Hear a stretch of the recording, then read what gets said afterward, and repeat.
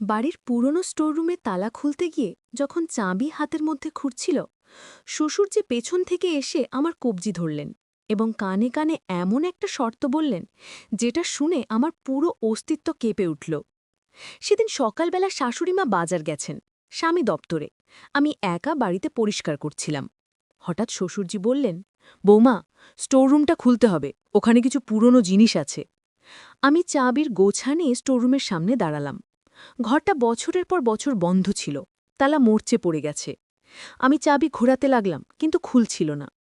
শ্বশুরজি পেছন থেকে এসে বললেন, আমি সাহায্য করি। তিনি আমার পেছনে দাঁড়িয়ে আমার হাতের উপর হাত রাখলেন। একসাথে চাবি ঘোরাতে লাগলাম। তার শরীরের উষ্ণতা আমার পিঠে অনুভব করছিলাম। তালা খুলে গেল। দরজা খুলতে ভেতর থেকে পুরনো কাঠ আর ধুলোর গন্ধ বেরিয়ে এলো। ঘরে অন্ধকার। শ্বশুরজি টর্চ জ্বালালেন। ঘরটা অনেক বড়, কোনায় একটা পুরনো বাক্স রাখা। তিনি সেই বাক্সের দিকে ইশারা করে বললেন, ওটা খোলো।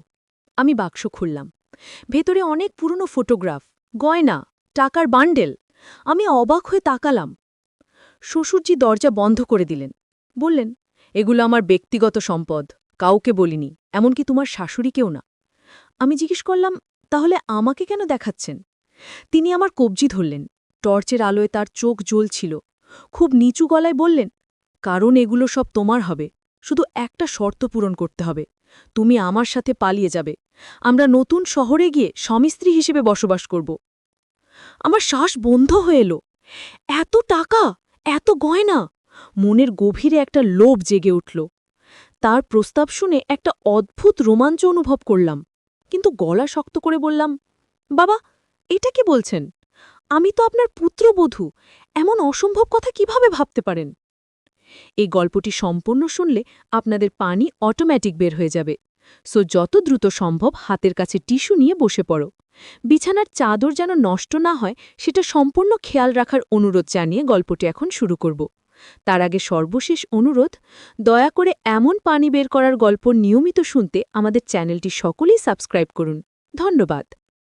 হ্যালো বন্ধুরা, আমার নাম মৌসুমী সেন। আমার বয়স ৪১ বছর। আমার স্বামীর নাম রাহুল সেন, বয়স ৪৬ বছর।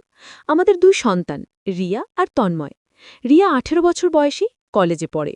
তন্ময় ১৩ বছর বয়সী, স্কুলে যায়। শ্বশুরজি হঠাৎ হাসতে শুরু করলেন। তার হাসি শুনে আমার পুরো শরীর শিউরে উঠল। তিনি বললেন, বোমা, তোমার প্রতিক্রিয়া দেখেই বুঝলাম তুমি সৎ মানুষ। আসলে এটা একটা পরীক্ষা ছিল। আমি হতবাক হয়ে বললাম, পরীক্ষা? কিসের পরীক্ষা? শ্বশুরজি টর্চের আলো বাক্সের উপর ফেললেন, বললেন, দেখো এই বাক্সে আসলে কি আছে। আমি আবার বাক্সের ভেতরে তাকালাম। এবার ভালো করে দেখলাম। ফটোগ্রাফগুলো পুরনো, কিন্তু ছবিগুলো সব আমাদের পরিবারের নয়। অদ্ভুত মানুষের ছবি। গয়নাগুলো সব নকল। টাকার বান্ডেলগুলো আসলে খেলার নোট। আমি অবাক হয়ে তাকালাম। শ্বশুরজি দরজা বন্ধ করে দিলেন। বললেন, এগুলো আমার ব্যক্তিগত সম্পদ, কাউকে বলিনি, এমনকি তোমার শাশুড়িকেও না। আমি জিজ্ঞেস করলাম, তাহলে আমাকে কেন এই পরীক্ষা? শ্বশুরজি গম্ভীর হয়ে বললেন, কারণ এই স্টোররুমে আসলে একটা বিশাল রহস্য লুকিয়ে আছে। আমার বাবা, তোমার ঠাকুরদা, এই ঘরে কিছু একটা লুকিয়ে রেখে গেছেন।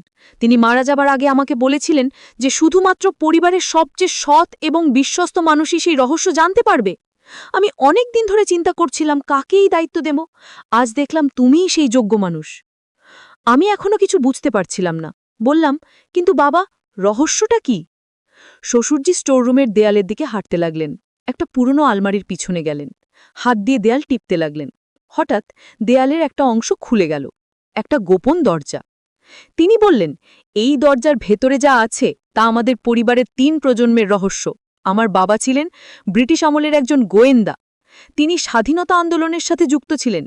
এই ঘরে তিনি অনেক গোপন নথি আর মূল্যবান জিনিস লুকিয়ে রেখেছিলেন। আমার হৃৎপিণ্ড জোরে জোরে ধরফর করতে লাগল। এটা তো সত্যিকারের অ্যাডভেঞ্চার। আমি বললাম, বাবা, আমরা ভেতরে যাব? শ্বশুরজি মাথা নাড়লেন, হ্যাঁ, কিন্তু একা নয়, আমাদের পুরো পরিবারকে নিয়ে যেতে হবে, কারণ যা আছে ভেতরে তা শুধু আমার বা তোমার নয়, পুরো পরিবারের। কিন্তু তার আগে আমাদের প্রস্তুতি নিতে হবে। সেদিন সন্ধে যখন সবাই বাড়ি ফিরল, শ্বশুরজি সবাইকে ডাকলেন। শাশুড়ি মা, রাহুল, রিয়া, তন্ময় সবাই বসল। শ্বশুরজি বললেন, আজ আমি তোমাদের সবাইকে একটা রহস্যের কথা বলবো। রাহুল অবাক হয়ে বলল, বাবা, কি রহস্য? শ্বশুরজি স্টোররুমের গোপন দরজার কথা বললেন। সবাই হতবাক হয়ে গেল। রিয়া উত্তেজিত হয়ে বলল, দাদু, আমরা কবে যাব সেখানে? শ্বশুরজি বললেন, আগামীকাল সকালে। কিন্তু শর্ত হলো, যা দেখবে তা পরিবারের বাইরে কাউকে বলা যাবে না, এটা আমাদের পারিবারিক গোপনীয়তা। পরের দিন সকালে আমরা সবাই স্টোররুমে জড়ো হলাম। শ্বশুরজি গোপন দরজা খুললেন, ভেতরে একটা সিঁড়ি নেমে গেছে নিচের দিকে। টর্চ জ্বালিয়ে আমরা নামতে শুরু করলাম। সিঁড়ি দিয়ে নামতে নামতে তন্ময় ভয়ে আমার হাত ধরল। আমি তাকে সাহস দিলাম। সিঁড়ি শেষ হলো একটা বড় ঘরে। ঘরের দেয়ালে পুরনো মানচিত্র টাঙানো, কোনায় একটা লোহার তিজুরি।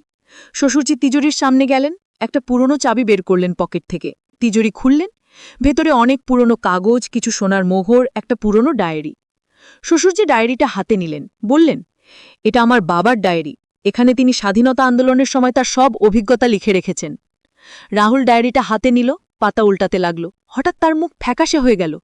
সে বলল, বাবা, এখানে একটা গোপন সংকেত লেখা আছে, দেখো তো কি? আমরা সবাই কাছে গেলাম। ডায়েরির একটা পাতায় লেখা ছিল, উত্তরের মন্দিরে পূর্ণিমার রাতে তৃতীয় পাথরের নিচে সত্যের সন্ধান।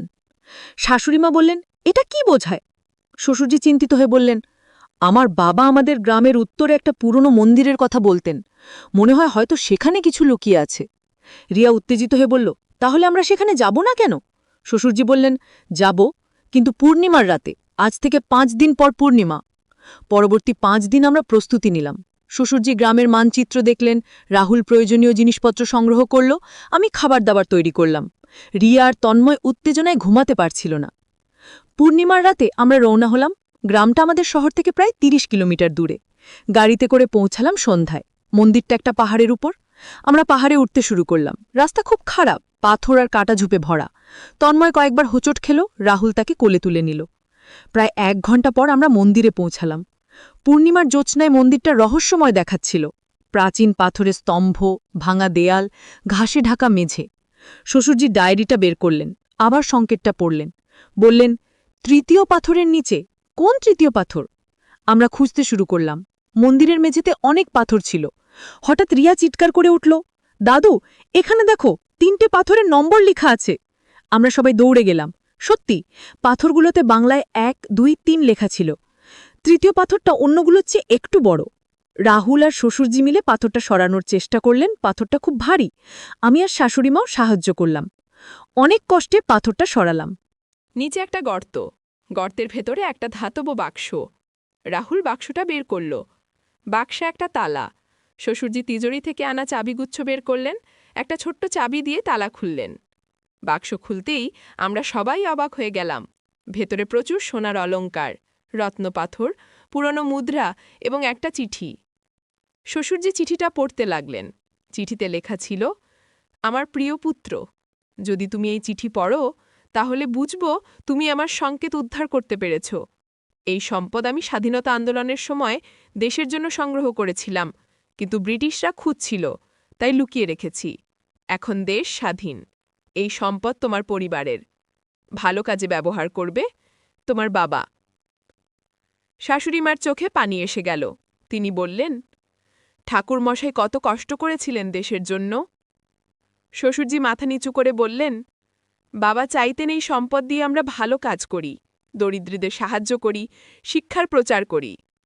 রাহুল বলল, তাহলে আমরা এই টাকা দিয়ে গ্রামে একটা স্কুল বানাবো, গরিব বাচ্চারা বিনামূল্যে পড়তে পারবে।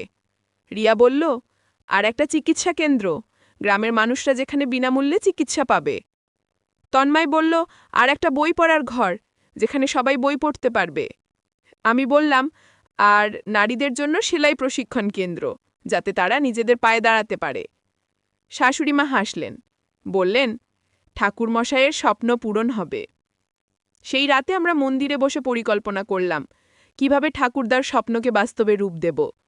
রিয়া বলল, মা, এটা তো দারুণ অ্যাডভেঞ্চার হলো। আমি মাথায় হাত বুলিয়ে দিলাম, বললাম, হ্যাঁ মা, কিন্তু আসল অ্যাডভেঞ্চার এখন শুরু হবে, এই সম্পদ দিয়ে মানুষের জীবন বদলানো। আমরা বাক্সটা নিয়ে বাড়ি ফিরলাম। পরদিন থেকেই কাজ শুরু করলাম। গ্রামের মানুষদের সাথে কথা বললাম, জমি কিনলাম, স্কুল আর চিকিৎসা কেন্দ্রের জন্য পরিকল্পনা করলাম। 3 মাস পর স্কুলের কাজ শুরু হলো। গ্রামের মানুষরা এসে সাহায্য করতে লাগল। রাহুল প্রতিদিন গ্রামে যেত তদারকি করতে। রিয়া ছুটির দিনে গিয়ে বাচ্চাদের পড়াতো। তন্ময় গল্প বলতো তাদের। আমি নারীদের সেলাই প্রশিক্ষণ কেন্দ্রের দায়িত্ব নিলাম। প্রথমে 5 জন মহিলা এলো, তারপর ধীরে ধীরে সংখ্যা বাড়ল। 6 মাস পর তারা নিজেরাই কাপড় সেলাই করে বিক্রি করতে শুরু করল। শাশুড়িমা চিকিৎসা কেন্দ্রের দেখাশোনা করতেন। প্রতি সপ্তাহে ডাক্তার আসতেন। গরিব মানুষরা বিনামূল্যে ওষুধ পেত। অনেক জীবন বাঁচল। শ্বশুরজি বই পড়ার ঘর বানালেন। শহর থেকে বই কিনে আনলেন। গ্রামের বাচ্চারা স্কুলের পর সেখানে বসে পড়ত। বড়রাও আসত সন্ধ্যায়। 1 বছর পর স্কুলের উদ্বোধন হলো। গ্রামের সবাই এলো। শিক্ষা কর্মকর্তারাও এলেন। তারা আমাদের কাজ দেখে অভিভূত হলেন। বললেন, এই গ্রাম এখন অন্য গ্রামগুলোর জন্য আদর্শ হবে। রিয়া মঞ্চে উঠে বলল, এই স্কুল আমার প্রপিতামহের স্বপ্নের ফসল। তিনি দেশের জন্য লড়াই করেছিলেন। আজ আমরা তার স্বপ্ন পূরণ করছি। সবাই করতালি দিল। শ্বশুরজি মঞ্চে উঠে তার বাবার ডায়েরি থেকে কিছু অংশ পড়লেন। তার গলা ভারী হয়ে গেল। বললেন, বাবা লিখেছিলেন, স্বাধীনতার মানে শুধু ব্রিটিশদের থেকে মুক্তি নয়। স্বাধীনতার মানে হল প্রতিটি মানুষের শিক্ষার অধিকার, চিকিৎসার অধিকার, সম্মানের সাথে বেঁচে থাকার অধিকার। আজ আমরা সেই স্বাধীনতার স্বপ্ন বাস্তবায়ন করছি। রাহুল বলল, এই স্কুলে শুধু পড়াশোনা নয়, বাচ্চারা শিখবে কিভাবে ভালো মানুষ হতে হয়, কিভাবে অন্যের সাহায্য করতে হয়, কিভাবে দেশকে ভালোবাসতে হয়। সেই রাতে বাড়ি ফিরে আমরা সবাই বসলাম। শ্বশুরজি বললেন, মৌসুমী, তুমি না থাকলে এই পরিকল্পনা সফল হতো না। তোমার সততার নিষ্ঠা আমাদের পথ দেখিয়েছে। আমি লজ্জা পেয়ে বললাম, বাবা, এটা তো আমাদের সবার কাজ। আপনি আমাকে বিশ্বাস করেছেন বলেই এই রহস্যের সমাধান হয়েছে। শাশুড়িমা বললেন, কিন্তু রহস্য তো এখনও শেষ হয়নি। ডায়েরিতে আরও অনেক পাতা আছে, যেগুলো আমরা পড়িনি। রাহুল ডায়েরিটা নিয়ে পড়তে শুরু করল। হঠাৎ তার চোখ বড় হয়ে গেল। সে বলল, এখানে আরও একটা সংকেত আছে। লেখা আছে, নদীর তীরে পুরাতন বটগাছের নিচে পূর্বপুরুষের শেষ বার্তা। রিয়া লাফিয়ে উঠল, মানে আরও কিছু লুকিয়ে আছে? শ্বশুরজি চিন্তিত মুখে বললেন, গ্রামের নদীর তীরে একটা বিশাল বটগাছ আছে, কয়েক শত বছরের পুরনো। হয়তো সেখানে কিছু আছে। তন্ময় বলল, তাহলে আমরা আবার যাব? আমি বললাম, হ্যাঁ, কিন্তু এবার আমাদের আরও সাবধান থাকতে হবে, কারণ গ্রামে এখন অনেক মানুষ আমাদের চেনে, আমাদের কাজ দেখছে। পরদিন সকালে আমরা গ্রামে গেলাম। স্কুলের কাজ দেখে তারপর নদীর তীরে গেলাম। বটগাছটা সত্যি বিশাল। শেকড়গুলো মাটির অনেক গভীরে, ডালপালা বিস্তৃত। রাহুল গাছের চারপাশে ঘুরতে লাগল। হঠাৎ তার পা আটকে গেল। মাটিতে একটা লোহার রিং। সে তা টানল। একটা ঢাকনা খুলে গেল। নিচে একটা ছোট্ট সুড়ঙ্গ। শ্বশুরজি বললেন, আমরা নামব। আমরা একে একে নামলাম। সুড়ঙ্গটা বেশ লম্বা। শেষে একটা ছোট্ট কক্ষে পৌঁছলাম। দেয়ালে মশাল জ্বালানোর জায়গা। রাহুল মোবাইলে টর্চ জ্বালালো। কক্ষের মাঝখানে একটা পাথরের বেদি। বেদির ওপর একটা ধাতব পাত্র। পাত্রের গায়ে অদ্ভুত লেখা। শ্বশুরজি কাছে গিয়ে পড়লেন। তিনি বললেন, এটা সংস্কৃতে লেখা। লেখা আছে, যে সত্যের পথে চলে সেই পায় এই আশীর্বাদ। পাত্রটা খুললেন। ভেতরে একটা পুরনো পাণ্ডুলিপি। পাণ্ডুলিপিতে আমাদের পরিবারের ইতিহাস লেখা। কত প্রজন্ম আগে থেকে আমাদের পূর্বপুরুষরা এই এলাকায় ছিলেন, কিভাবে তারা মানুষের সেবা করতেন। শাশুড়িমা পাণ্ডুলিপি পড়তে পড়তে বললেন, দেখো, এখানে লেখা আছে যে আমাদের পরিবার সবসময় গরিবদের সাহায্য করত, অসুস্থদের সেবা করত, শিক্ষার প্রচার করত। রিয়া বলল, মানে আমরা যা করছি সেটা আমাদের পরিবারের ঐতিহ্য? শ্বশুরজি মাথা নাড়ে বললেন, হ্যাঁ, আমরা শুধু ঠাকুরদার স্বপ্ন নয়, আমাদের সব পূর্বপুরুষের স্বপ্ন বাস্তবায়ন করছি। পাণ্ডুলিপি শেষে লেখা ছিল, এই সম্পদ শুধু টাকা নয়, এই সম্পদ হলো আমাদের মূল্যবোধ, আমাদের নীতি, আমাদের দায়িত্ববোধ। যে প্রজন্মই মূল্যবোধ ধরে রাখবে, সেই প্রজন্মই সত্যিকারের ধনী হবে। তন্ময় জিজ্ঞেস করল, দাদু, এখানে কি আর কিছু লুকানো আছে? শ্বশুরজি হাসলেন, না বাবা, এখানে যা ছিল আমরা পেয়ে গেছি। এখন আমাদের কাজ হলো এই শিক্ষাকে এগিয়ে নিয়ে যাওয়া। আমরা পাণ্ডুলিপিটা নিয়ে বাড়ি ফিরলাম। সেই রাতে আমরা সিদ্ধান্ত নিলাম যে এই পাণ্ডুলিপির একটা কপি স্কুলের লাইব্রেরিতে রাখব, যাতে বাচ্চারা জানতে পারে যে সৎ পথে চললে এবং মানুষের সেবা করলে জীবন কত সুন্দর হয়। পরবর্তী 6 মাসে স্কুলে ভর্তি হলো 100 জন ছাত্রছাত্রী। চিকিৎসা কেন্দ্রে প্রতিদিন 50 জন রোগী আসতে শুরু করল। সেলাই প্রশিক্ষণ কেন্দ্রে 30 জন মহিলা প্রশিক্ষণ নিচ্ছিল। বই পড়ার ঘরে সন্ধ্যায় 60-70 জন মানুষ আসত। 1 বছর পর জেলা প্রশাসক আমাদের গ্রাম পরিদর্শনে এলেন। তিনি আমাদের কাজ দেখে মুগ্ধ হলেন। বললেন, এই গ্রাম এখন পুরো জেলার জন্য আদর্শ। অন্য গ্রামেও এই মডেল চালু করা হবে। রাহুল বলল, স্যার, আমরা সাহায্য করতে প্রস্তুত আছি। আমরা চাই প্রতিটি গ্রামে শিক্ষার স্বাস্থ্যসেবা পৌঁছে যাক। জেলা প্রশাসক আমাদের পরিবারকে সম্মাননা দেবার কথা বললেন। কিন্তু শ্বশুরজি বিনীতভাবে বললেন, স্যার, আমাদের কোনো সম্মাননা চাই না। আমরা শুধু চাই গ্রামের মানুষরা ভালো থাকুক, তাদের বাচ্চারা শিক্ষা পাক, অসুস্থরা চিকিৎসা পাক। এটাই আমাদের পুরস্কার। সেই রাতে বাড়ি ফিরে আমি স্টোররুমে গেলাম, সেই গোপন দরজার সামনে দাঁড়ালাম। মনে পড়ল সেই দিনের কথা, যেদিন শ্বশুরজি আমাকে সেই অদ্ভুত শর্ত দিয়েছিলেন। এখন বুঝতে পারলাম সেটা একটা পরীক্ষা ছিল, সততার পরীক্ষা। রাহুল পেছন থেকে এসে বলল, কি ভাবছ? আমি হাসলাম। ভাবছি জীবনটা কত রহস্যময়। একটা ছোট্ট ঘটনা থেকে শুরু হলো এত বড় অ্যাডভেঞ্চার।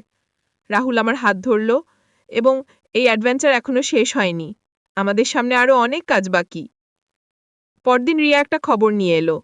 সে বলল, মা, গ্রামের মেয়েরা স্কুলে আসতে চায়, কিন্তু তাদের বাবা মা অনুমতি দিচ্ছে না। আমি বললাম, কেন? রিয়া বলল, তারা মনে করে মেয়েদের পড়ার দরকার নেই, বিয়ে দিয়ে দেবে। আমি সিদ্ধান্ত নিলাম। বললাম, আমি গ্রামে যাব, মহিলাদের সাথে কথা বলবো। শাশুড়িমা বললেন, আমিও যাব। আমরা গ্রামে গেলাম। দরজায় দরজায় গিয়ে মহিলাদের সাথে কথা বললাম। বোঝালাম যে শিক্ষা ছেলেমেয়ে সবার জন্য সমান গুরুত্বপূর্ণ। মেয়েরা শিক্ষিত হলে পুরো পরিবার উপকৃত হয়,